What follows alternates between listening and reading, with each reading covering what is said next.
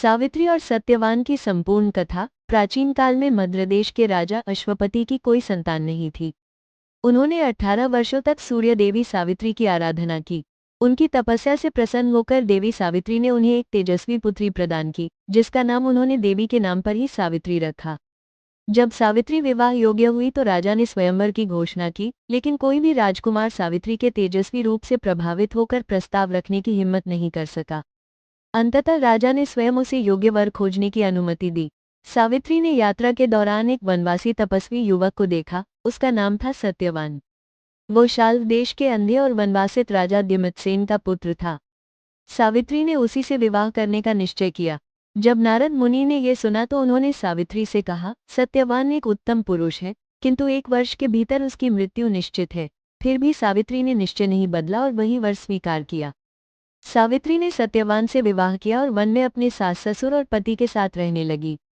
वह सब प्रकार के कठिन कार्यों में दक्ष हो गई और तपस्विनी जैसी जीवनशैली अपना ली।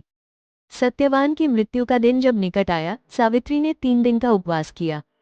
चौथे दिन जब सत्यवान लकड़ी काटने वन गया, सावित्री भी साथ गई। जंगल में सत्यवान के सिर में तेज दर्द हुआ और वह सावित्री की गोद में लेट गया। कुछ ही समय बाद उसकी मृत्यु हो गई और यमराज उसकी आत्मा को लेने आए।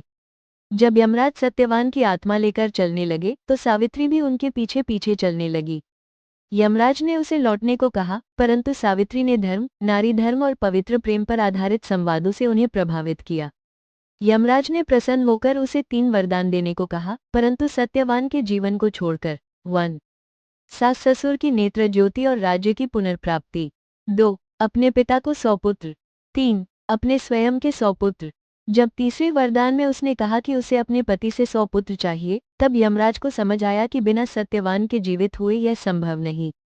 अंततः उन्होंने सत्यवान को जीवनदान दे दिया। सत्यवान पुनर्जीवित हो गया। दोनों घर लौटे और राजा द्युमत्सेन को भी नेत्र ज्योति वापस मिल गई। वे फिर से अपने राज्य में लौटे और सुखपूर्वक राज्य करने लगे। सावित्री की दृढ़ निष्ठा, पतिव्रता धर्म, बुद्धिमत्ता और प्रेम के कारण मृत्यु जैसे अटल सत्य को भी बदलने की शक्ति उसमें आ गई। यही कारण है कि यह कथा भारतीय नारी शक्ति, श्रद्धा और पतिव्रता धर्म का प्रतीक मानी जाती है। यमराज ने वट वृक्ष के नीचे ही सावित्री को वरदान दिया था, जिससे उसका पति सत्यवान पुनः जीवित हो गया। यही कारण है कि वट सावित्री व्रत में वट वृक्ष का विशेष महत्व है।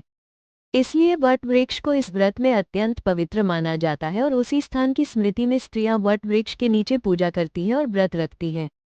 If you want ask then subscribe YouTube channel and ask in comments box.